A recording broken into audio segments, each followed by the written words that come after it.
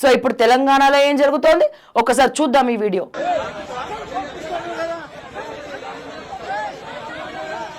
ఎట్లా కొడుతుంది చూడండి రైతుని పోలీసులు.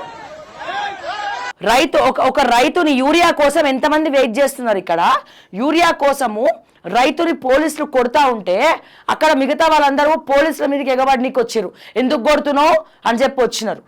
ఇట్లా చేస్తూ ఉంటే ఏమవుతుందో ముందు ముందు రేవంత్ రెడ్డి గారు ఆలోచించాల.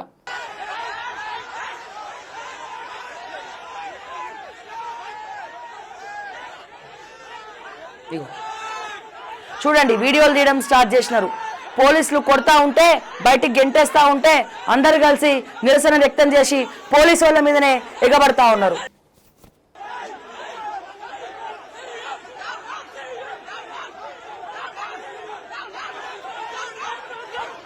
ఊర్లలో ఉట్టి ఉండదు, ఒక్కడి మీద చేస్తే 100 మంది వస్తారు అక్కడ.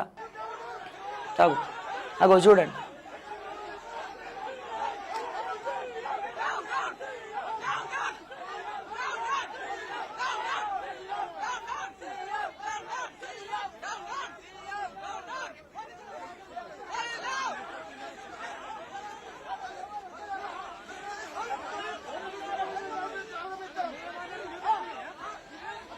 సో ఇది పరిస్థితి.